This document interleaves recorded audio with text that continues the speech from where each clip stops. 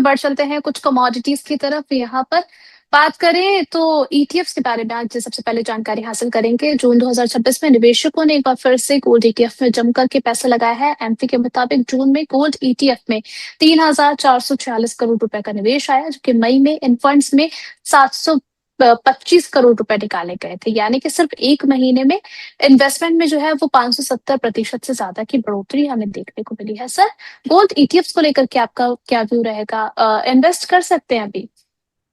जी बिल्कुल। आप देखिए, गोल्ड ईटीएफ अगर आप निवेशित रहते हैं तो ये आपका लॉन्ग टर्म व्यू है। तो लॉन्ग टर्म के लिए तो हम्म। गोल्ड आपके पोर्टफोलियो में डिवर्सिफिकेशन के लिए होना चाहिए। बट अगर आप हम्म। इमीडिएट कोई रैली एक्सपेक्ट कर रहे हैं या फिर इमीडिएट कोई गेन से एक्सपेक्ट कर रहे हैं, क्योंकि काफी दिनों से हमने देखा है कि ईटीएफ में भी हमारे काफी निवेशक ट्रेडिंग जी। तो के तौर पे देख रहे हैं, तो वहां पर हम अवॉइड हम्म। की सलाह देंगे। क्योंकि अभी भी आप देखेंगे तो गोल्ड का जो चार्ट है इंटरनेशनल लेवल पर या फिर एमसीएक्स का हम्म। चार्ट आप ले लीजिए, एक लोअर हाई लोअर लो उसके पैटर्न में चल रहा है। और गोल्ड में दूसरी तरफ आप देखेंगे तो जो हमारी इंपोर्ट ड्यूटी और जो बढ़ी है उसके कारण हम हम्म। जो इंटरनेशनल प्राइस है उससे 15 to 20% अपसाइड में चल रहा है। तो अगर ये वहां से भी जी। कोई चेंज आता है तो यहाँ पर एक बड़ी गिरावट हो सकती है। लॉन्गर टर्म व्यू है 3 to 4 years का। बिल्कुल आप यहाँ पर बाय ऑन डिप कर सकते हैं या फिर slowly and gradually staggered manner के अंदर आप ऐड कर सकते हैं।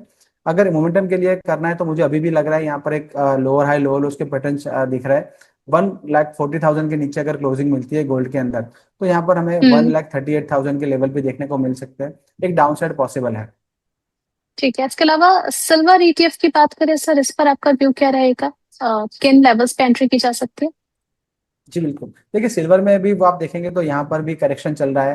करीबन वन टू हम्म। लाख फिफ्टीन थाउजेंड के अराउंड एक अच्छा सपोर्ट है। उसके नीचे अगर क्लोजिंग मिलती है तो करीबन 2 लाख और 1,80,000 के लेवल बन सकते हैं। यहाँ पर भी सिमिलर स्टोरी है। लॉन्ग टर्म आपको यहाँ पर डिवर्सिफाइड रहना है। सिल्वर का आप देखें काफी जगह यूज भी है। और एक सिल्वर की जब काफी बड़ी एक रैली चल रही थी तब हमारे काफी हम्म। निवेशक बड़े बड़े टारगेट्स है और काफी यूज केसेस भी लेके आए थे सिल्वर कहाँ का यूज हो रही है। बट आप देखिए कि हम्म। वो स्टोरी चलती है तब स्टोरीज आती है। जब यहाँ पर रैली हम्म। खत्म हो गई वो स्टोरेज भी चली गई है। तो आपको हम्म। कौन लेवल पे कौन से लेवल पे आपको एंट्री करनी है, वहां पर आपका रिस्क रिवॉर्ड क्या है, वो सब कुछ देखना होता है तब आप एंट्री करिए। अभी भी मुझे लग रहा है सिल्वर में भी लोअर हाई लोअर लो उसके पैटर्न चल रहे हैं। जब तक 2,40,000 के ऊपर यहाँ पर क्लोजिंग नहीं मिलती, यहाँ पर एक रिवर्सल का साइंस नहीं बनेंगे। 2,15,000 का एक अच्छा जोन है। उसके नीचे अगर क्लोजिंग मिलती है तो करीबन 2 लाख और 1,80,000 आ सकता है। वहां पर स्टैगर्ड मैनर में आप अपने पोर्टफोलियो में शामिल कर सकते हैं। डिवर्सिफिकेशन अच्छा हो सकता है और लॉन्गर टर्म के लिए आपको वेल्थ क्रिएशन भी करके देख सकता है।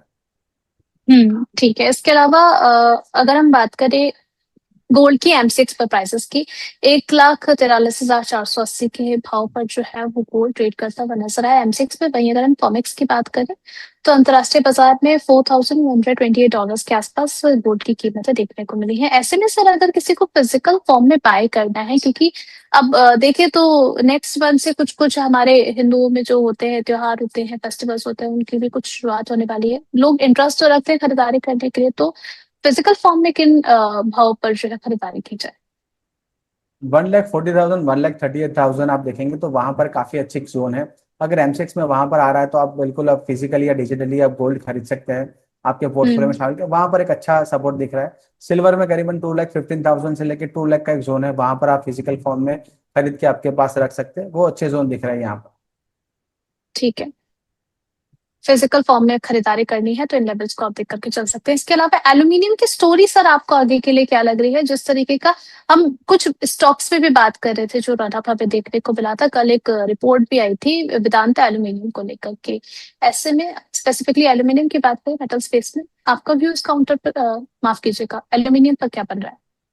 जी देखिए, एल्यूमिनियम पर ओवरऑल आप देखेंगे तो ऊपरी स्तरों से काफी बड़ी एक गिरावट हमें देखने को मिली है।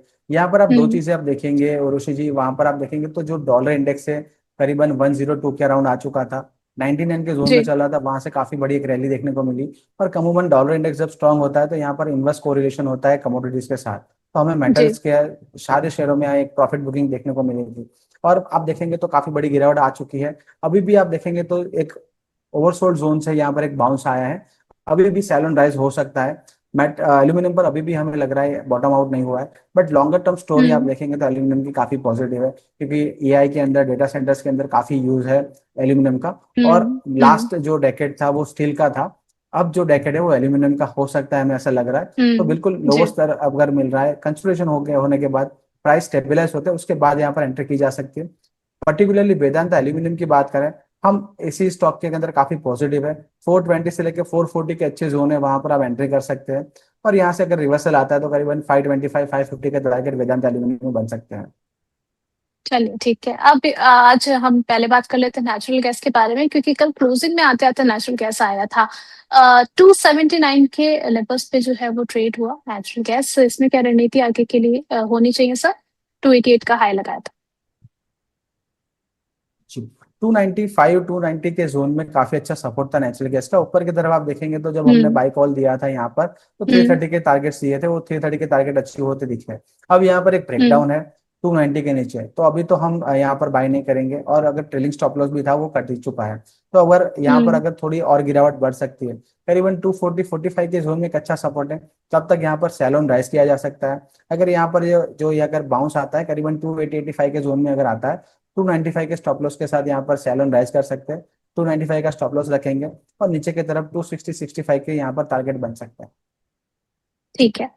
पर चलते हैं पोल क्वेश्चन की तरफ। सवाल था कि सोमवार के लिए आपकी स्ट्रैटेजी क्या होगी? बाय ऑन डिप करेंगे, फ्रेश बाय करेंगे, प्रॉफिट बुकिंग करेंगे, या फिर वेट एंड वॉच आपको बेहतर लग रहा है? सबसे ज्यादा वोटिंग सर यहाँ पर 49% बाय ऑन डिप्स की तरफ है। उसके बाद व्यूअर्स ने वेट एंड वॉच को बेहतर समझा है 23% वोटिंग के साथ में।